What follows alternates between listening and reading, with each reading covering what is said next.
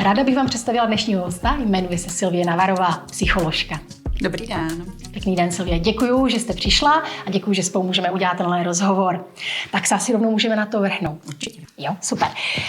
Já jsem se chtěla zeptat, vlastně moje taková úvodní otázka je dnešní generace mladých jiná než ta předchozí nebo ty předchozí?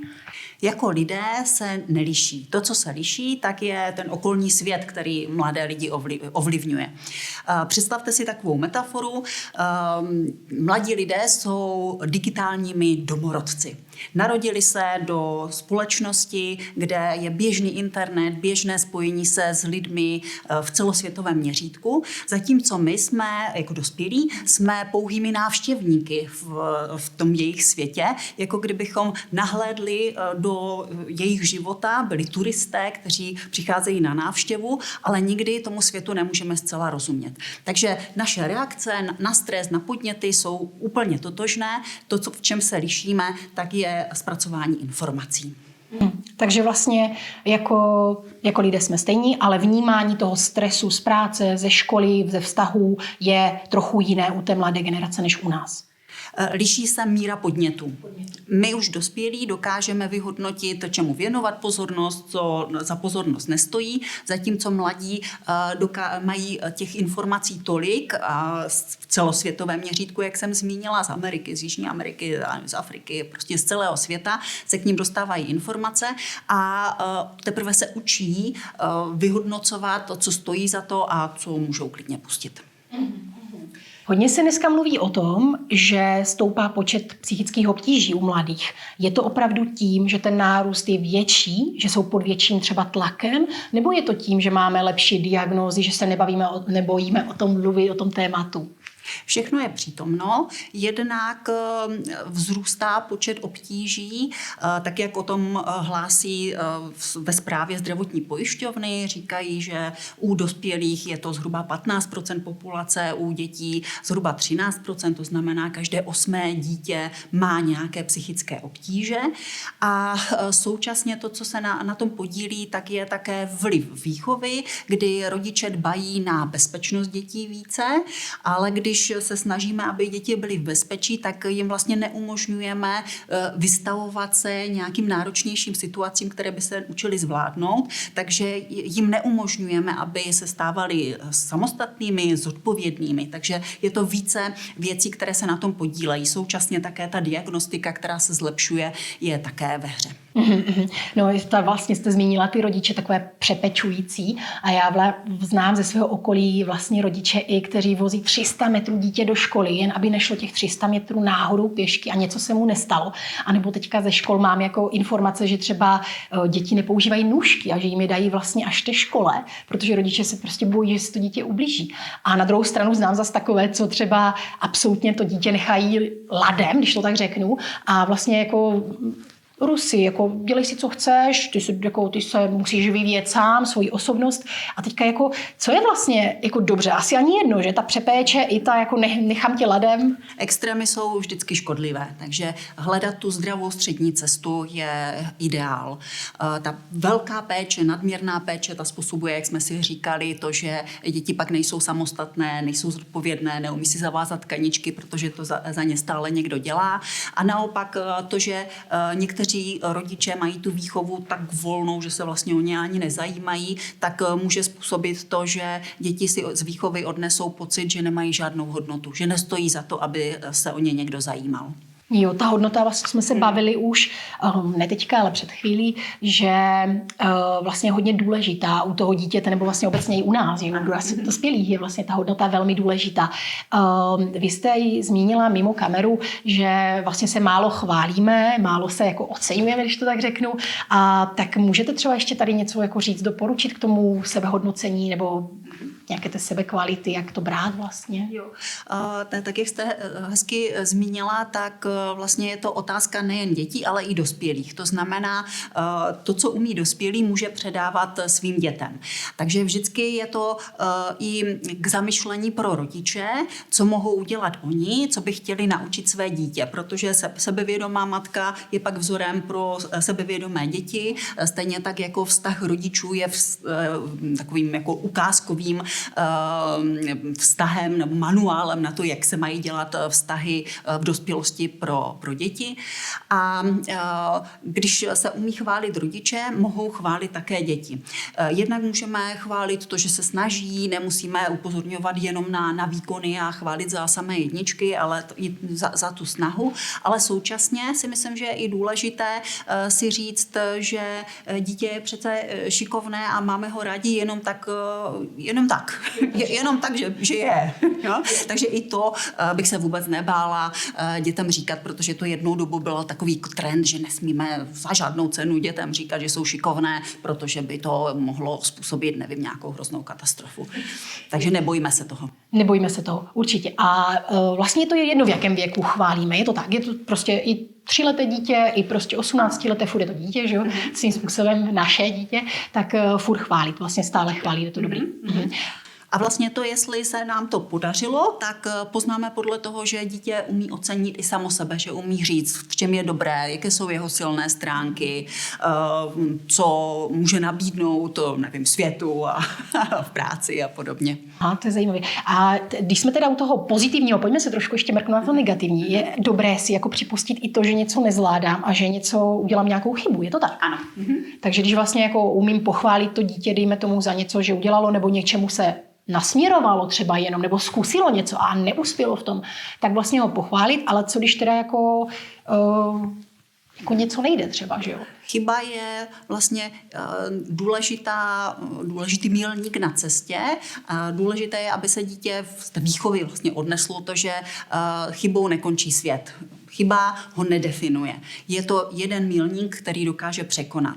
A chybama se člověk učí, říká takové jako pořekadlo. Takže vzít chybu jako kamaráda, jako informaci, co vlastně můžu zlepšit, protože když vím, kde jsem udělala chybu, tak vím, co příště už nedělat a můžu to udělat jinak. Přesně, jako to je moje vlastně takové heslo. Já hrozně ráda dělám ve finále chyby, protože se jimi můžu poučit a udělat to příště lépe. Takže jako jsem ráda, že jsi to zmínila. Jo, děkuju. A malinko vrátíme zpátky k sociálním sítím a obecně vlastně nějakým reklamám nebo zprávám, že vlastně dneska už je všechno staré, i když to vyšlo dneska, za nás to tak nebylo, ale já se tam třeba, jak jako vlastně ti mladí vnímají, nebo jak k ním přistupovat s tím, že máme tady nějakou klimatickou krizi, nebo je tady nějaká válka a vlastně podobné těžké problematiky, protože to se valí ze všech stran na nás, že jo? Nebo i na ty mladé. A znovu se tady dostáváme k tématu rychlosti informací. Vy jste ji zmínila, že za nás to nebylo. Pro zajímavost, pro posluchače může být zajímavé se podívat na to, kdy my jsme se jako dospělí dozvěděli o tom, že byla nějaká havárie v Černobylu. Bylo to až 9. den poté a to ještě bylo komunisty dementováno, že to není pravda, že se vlastně nic neděje a klidně můžeme oslavovat 1. máj.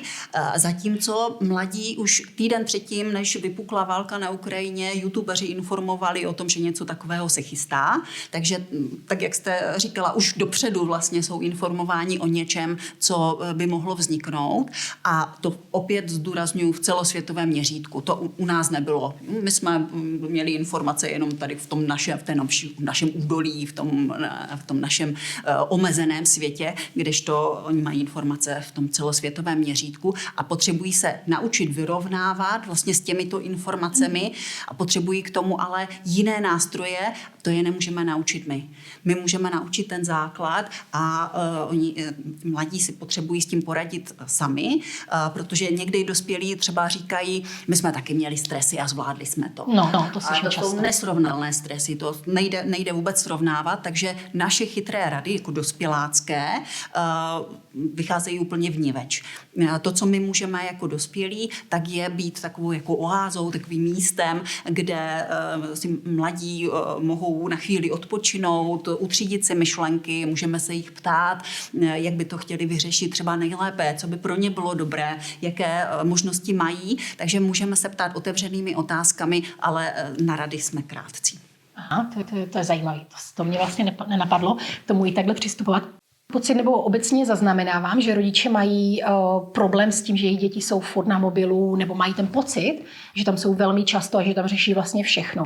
A že by chtěli, aby si víc hráli venku, anebo byli vlastně v nějakém tom kolektivu. A po případě je třeba možnost nebo nějaká jako dobrá, dejme tomu, strategie se vrátit tomu starému, klasickému, hloupému mobilu, když to tak řeknu?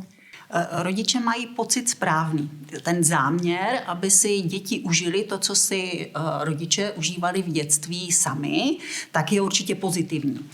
Ale tady se zase dostáváme k tomu, o čem jsme se už bavili. To znamená, že pro děti je přirozené to online prostředí. Mají přátelé na celém světě.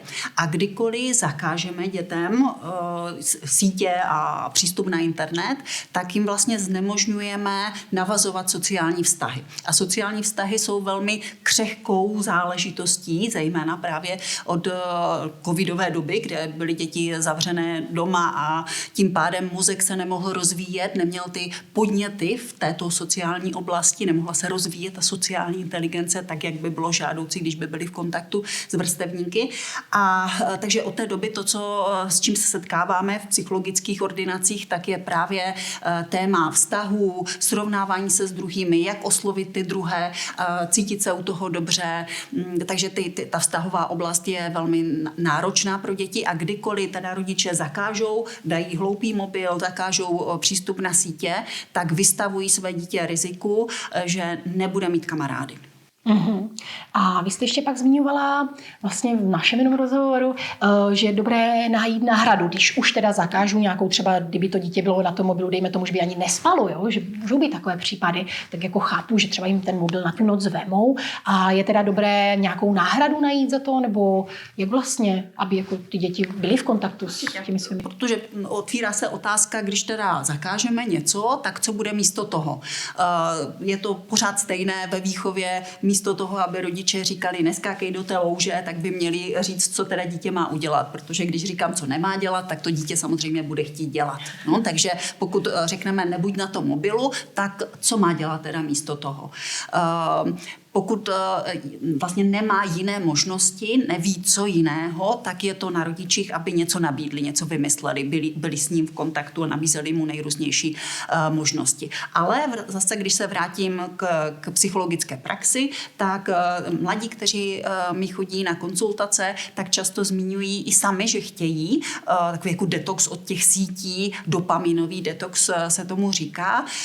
Dopamin vlastně se spouští, je takové centrum odměn. Zaktivuje se jako centrum odměn v našem mozku, dostanu like, vyhrajou něco ve hře, dostanu tam nějaké hvězdičky a tak dále. Takže to je velmi pozitivní pro tělo, ale z dlouhodobého hlediska velmi zatěžující. Takže mladí sami chodí s tím, že by chtěli třeba takovou výzvu, na týden si odložím mobil, někdo dokonce i měsíc si dá takovou výzvu a když se jim to povede, když to do toho jdou a zvládnou to, tak pak referují o tom, jaký pozitivní vliv to na ně mělo, jak se znovu naskočily přirozené spánkové rytmy, jak se najednou cítili uvolněně, jak by spadla taková jako deka z nich, z toho mozku, z očí, jo, jak by se najednou nějak probudili.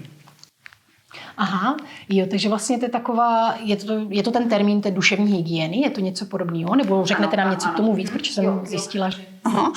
Duševní hygiena je vlastně dovednost dát odpočinek tomu našemu mozku. A můžeme to dělat nejrůznějšími způsoby. Náš mozek potřebuje pestrost podnětů. Takže když sedíme jenom u počítače, byť v tom online prostředí je to velmi pestré, až moc, potřebujeme přece i něco jiného. Být v kontaktu, dívat se z očí do očí, získávat informace ještě jinými smysly, než jenom tím zrakovým a sluchovým smyslem, jít do přírody, třeba sportovat, mladí řeší hodně jako psychickou odolnost, nezdolnost, takže to je s tím spojeno. Dobře, a ještě se teda vlastně tady tohohle na chvilku zastavím. Když ten mladý, dejme tomu, se z nějakého důvodu, ať už přijme nějakou výzvu, třeba i na sociálních sítích bývají ty výzvy, přijme tu výzvu, teda dám si detox prostě od mobilu na týden, nebo možná jenom od sociálních sítí, možná ne úplně od mobilu. Takže vy to vnímáte jako pozitivní, vlastně, že si uvědomí a vlastně, co je dobře, to je taky jako vlastně takový dopaminový, že jo, nějaká droga v podstatě, když on si odvykne na chvilku od toho mobilu, pak si ho zase veme do ruky a zase najede na tu závislost, když to tak řeknu, tak je to vlastně jako teda dobře, jako že si dělá tady ty pauzičky? Výborné je, když s tím přijde sám. To znamená, neříká to dospělý, měl by si ten mobil odložit, ale pokud ten mladý člověk přijde tady s tímhletím nápadem, že to slyšel od kamaráda nebo někde to proběhlo na těch sítích a chce si to vyzkoušet, tak je to velmi pozitivní.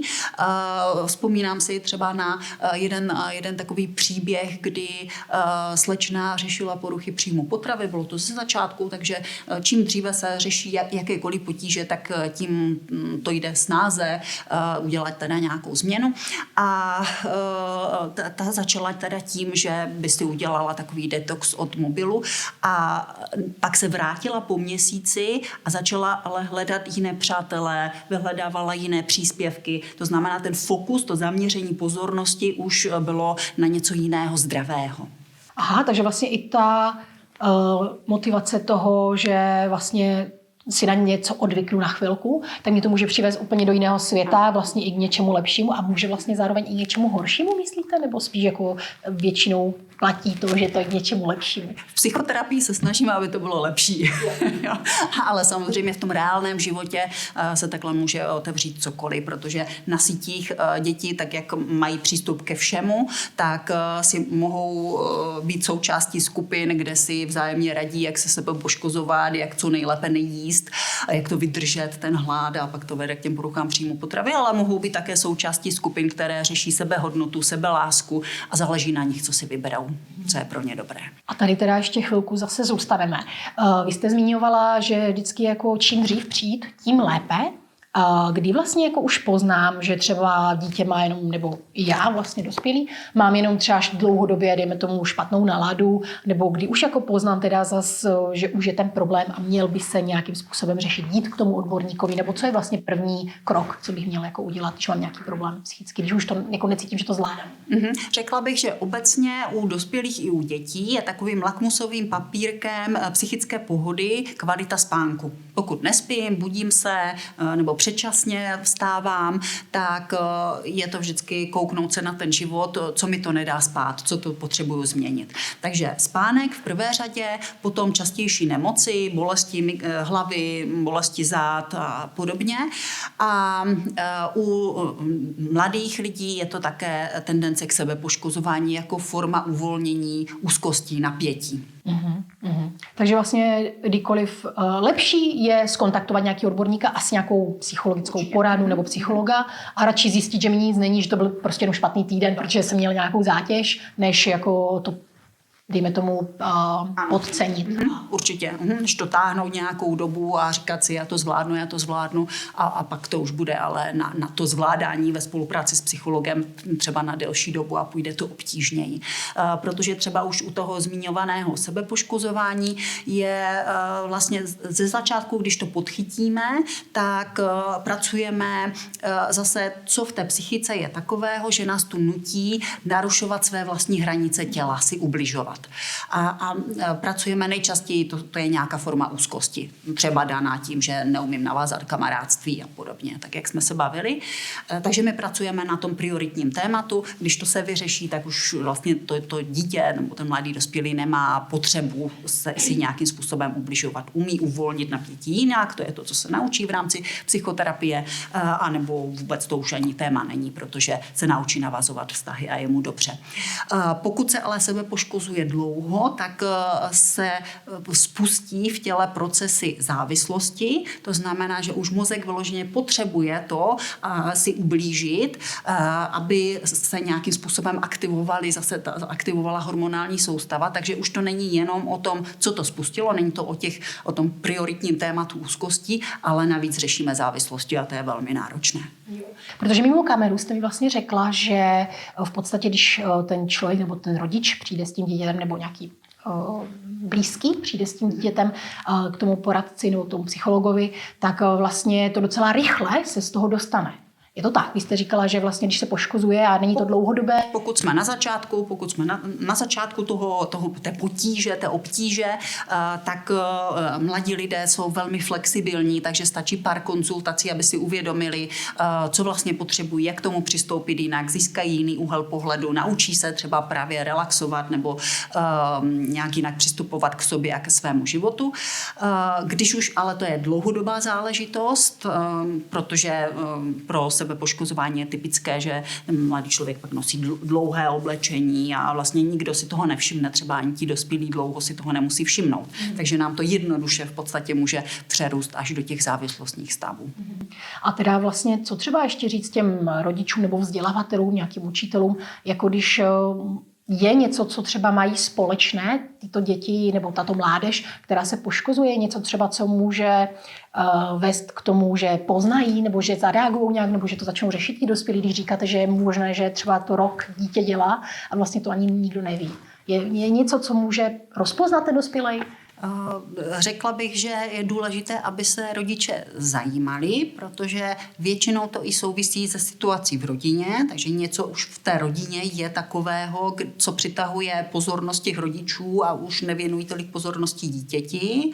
Takže je to takové jako křehké téma i z pohledu celé té rodiny. Zejména u dětí do 15 let pak třeba děláme i rodičovské konzultace, kde hledáme, co oni jako rodiče mohou udělat jinak, aby se celé té rodině žilo lépe, protože u mladších dětí je ta reakce úzkostná, která se pak prezentuje formou toho sebepoškozování třeba, tak je reakcí na situaci v rodině. Takže je vždycky otázka alchymie, že? Najít, kde, z jakého konce to vzít, jestli to je záležitost dítěte, potřebuje se naučit navazovat vztahy, naučit se relaxovat, uvolnit se, nemít strach, jenom z prezentací, taky časté téma ve školách, a nebo to je záležitostí rodiny a potřebujeme pracovat s tím rodinným systémem.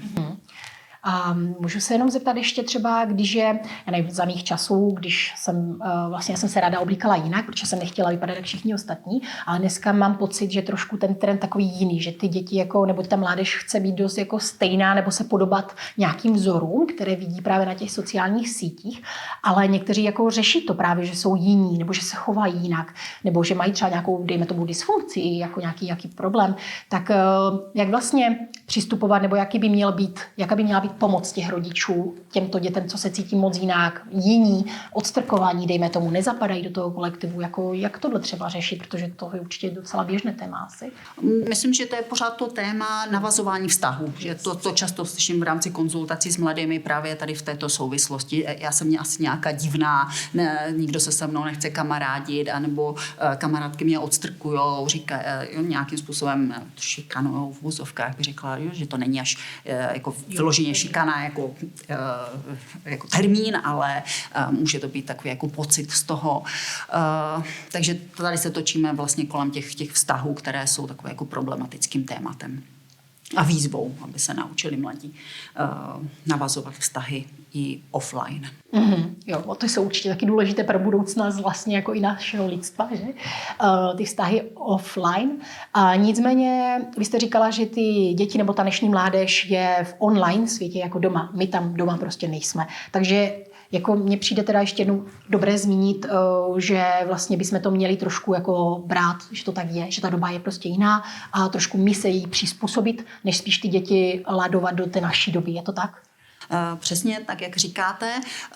To, co bylo používáno, nebo začal se používat termín sněhové vločky, že to je generace sněhových vloček. A tak se ale zamysleme nad tím, kdo ten termín použil. Poprvé to bylo ve filmu Klub rváčů a pak se to teda začalo používat i ve vztahu k mladým. A mám takové podezření, že to byli dospělí, kteří té mladé generaci nerozuměli a tak je jednodušší teda to, čemu nerozumím, zhodit, nějak to zesměšnit změnit, místo toho, aby jsme se snažili pochopit, co je jiného jinak.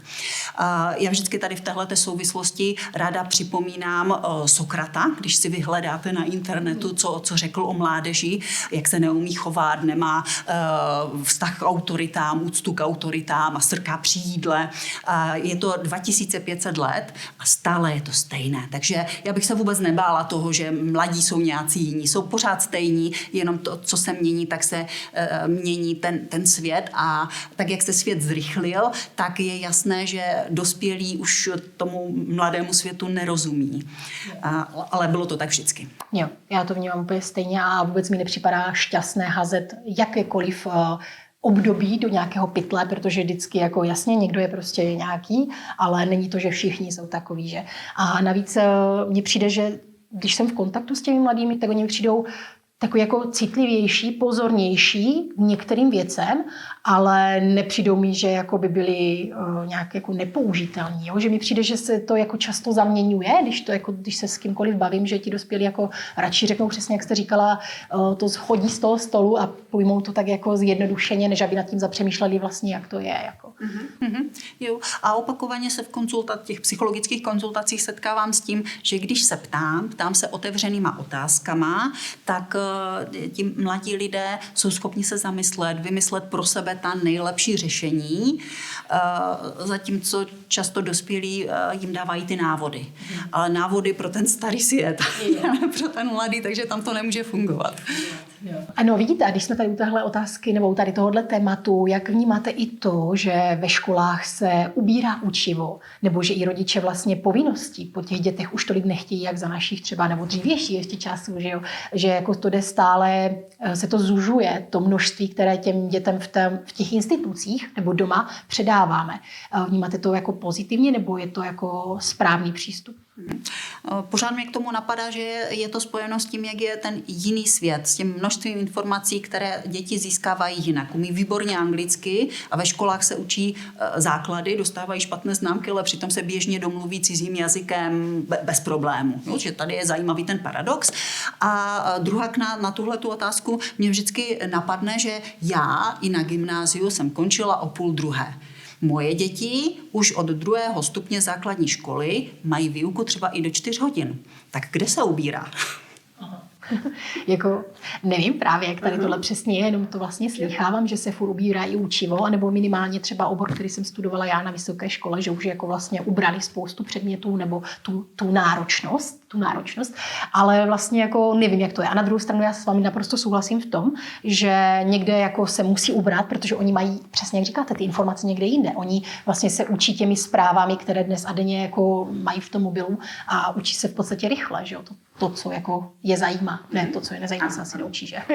No, takže jako mně přijde, že to je víc jako soustředěné na to konkrétního jedince, ta dnešní doba, to, co vlastně jako on vnímá, to, co ho baví, to, co ho zajímá, ale jako nebude se soustředit třeba na zpívání, aby měl 1 ze zpívání, nebo jak se to jmenuje dneska, hudební výchova, tak v podstatě mně to nepřijde, jako že by to nedávalo smysl.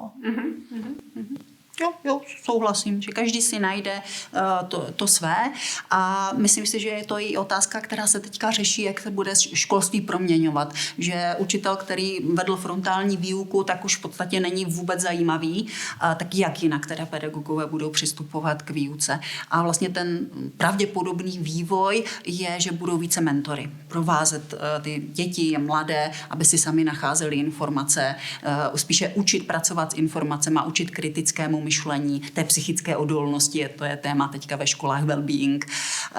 Tady se nám zase otvírá téma přetížení pedagogů, zejména teď na konci školního roku mnoho z nich mluví o vyhoření, takže říkám si, že možná je užitečné podpořit ty dospělé, aby se cítili dobře a pak mohli teda předávat těm mladým to, co by předávat měli. Určitě. A jak jste zmínila ještě ty učitele nebo ty vzdělávatele, také když s nima komunikuji, tak zjišťuju, že ty, s kterýma se bavím já, tak ti jsou samozřejmě také hodně proaktivní a snaží se furt něco vyvíjet, rozvíjet a vidím, jak oni komunikují s těmi dětmi a hrozně se mi to líbí. Přesně jsem si říkala, jo, tak tohle by byl učitel, všechno by bylo jinak. A přijde mi to super. Na druhou stranu jste zmínila to, že oni mají taky jeden život a to vyhoření je jako velmi časté, protože je to pro ně velmi náročné. Takže jako s tím taky jako souhlasím, že by se mohlo, že vlastně, jako, jak jste říkala, že se čeká nějaká restrukturizace toho školství, tak to určitě na místě. Já se ještě jenom zeptám vlastně, jaká je vaše zkušenost s tím, že si někdo určí sám diagnózu nějaké třeba psychické poruchy, ať už skrze TikTok nebo nějaké jiné sociální sítě. Máte s tím zkušenosti? Ano, dělají to jak mladí, tak dospělí. A u mladých vnímám výhodu, že skrze sociální sítě získají mnoho informací o nejrůznějších diagnózách. Takže vlastně ta konzultace, kterou s nimi vedu, je taková jako kolegiální. Bavíme se o tématu, kterému oba dva rozumíme a hledáme, co na něho opravdu sedí, s čím se jako stotožňuje, co naopak je někde napsáno a vůbec není jeho téma. A vedu teda konzultace k tomu, že když už teda máme nějaké označení, tak ale to označení tím to nekončí. Ta naše práce, ta terapeutická práce vede k tomu, aby jsme našli cestu, jak se té nálepky, té diagnózy teda zbavit a být sám sebou, být se sebou spokojený. Takže to je ta další cesta, kterou pak vedeme. Protože ty diagnózy jsou vlastně takovou nálepkou, identitou, říká, ty si ta z úzkostí, ale tak to vůbec není. Je to člověk, který teďka na chvíli se necítí v životě úplně dobře a hledá cestu, jak se znovu cítit spokojeně, jistě, sebevědomně. Stejně tak jako diagnóza ADHD, jo, mám nálepku, někdo je zneužívá, ukazuje, paní učitelko, já mám tady přece papír, jo, já to dělat nemusím, ale o tom to není. Je to papír, který říká stav, který popisuje v daný okamžik, kdy probíhaly testy, ale nic to neříká o tom, jaký ten člověk bude za týden, za měsíc, za rok, za 2 a už vůbec ne za 10 let. Takže ta naše terapeutická práce směřuje k tomu, aby za 10 let, za nějaký čas, se ten mladý člověk cítil opravdu dobře a sebevědomě, jistě. To je super. A já jsem hrozně ráda, že tohle zmiňujete, tu nálepku nebo tu identitu, že si to vlastně jako přivlastní. Stává se, že někdo jako vlastně je v pohodlí, protože má takovou tu jistotu, že vlastně aha, já mám třeba, jak se říkala, ADHD nebo nějakou jinou poruchu nebo nějakou jinou psychickou nemoc, jako jsou v tom, vlastně se cítí hrozně dobře, že vlastně mají tuhle nálepku a nechcou jako se jí zbavit, že se bojí třeba nového světa.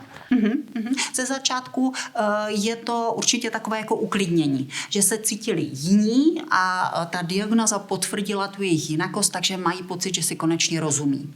A diagnoza má takové jako širší souvislosti a pokud teda je naším záměrem cítit se v životě dobře, tak pojďme se bavit o tom, jak to udělat, aby už ten papír jsme mohli roztrhat a nebyl užitečný. No, pominu to, že je užitečný pro někoho třeba pro vyřízení si invalidního důchodu a tak dále. No, takže to jsou zase jiné záležitosti.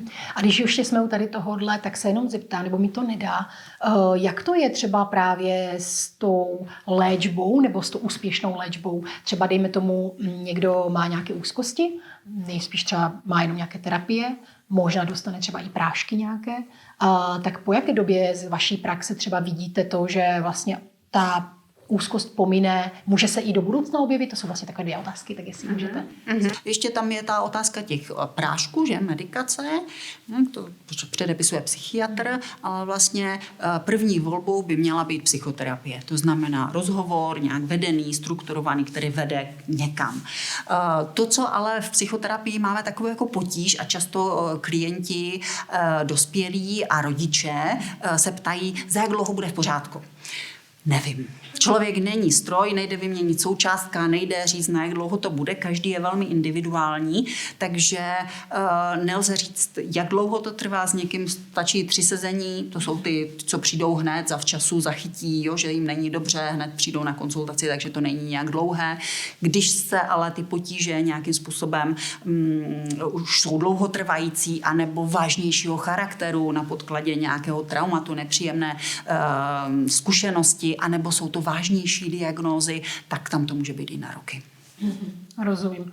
No, tak to je pěkný. A ještě se jako zeptám, vlastně existují i nějaké techniky, kdy člověk teda v vozovkách se vyléčí, třeba právě z nějaké té úzkosti, nebere nějakou medikaci, jenom prostě si odseděl třeba, dejme tomu 10 sezení, už se cítí dobře. Jsou jako i techniky nějaké třeba, jak se udržovat v tom dobrém stavu, nebo co si jako uvědomuje? Je to individuálně u každého, nebo jsou nějaké i obecné?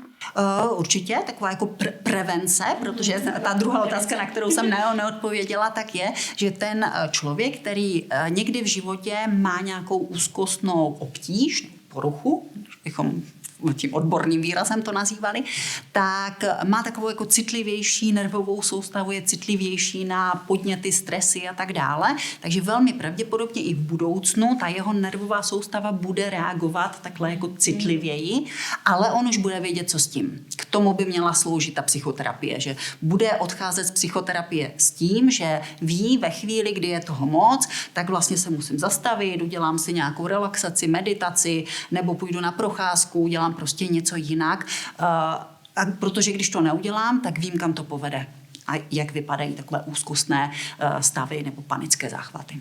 Perfektní, já jsem hrozně ráda, že jste tohle zmínila, protože to určitě je důležité.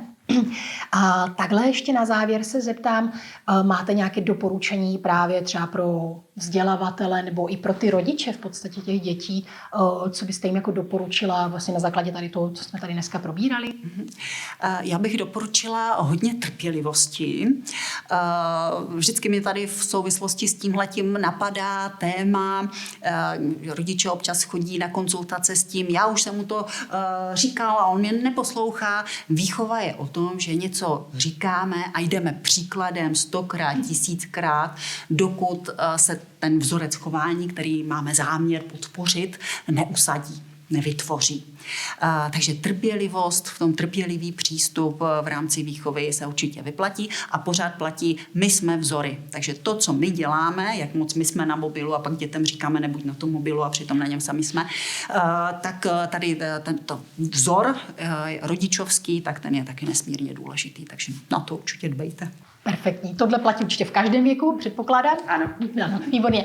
Tak tohle byla Sylvie Navarová. Já vám moc krát děkuji za dnešní rozhovor a na viděnou. Taky děkuju.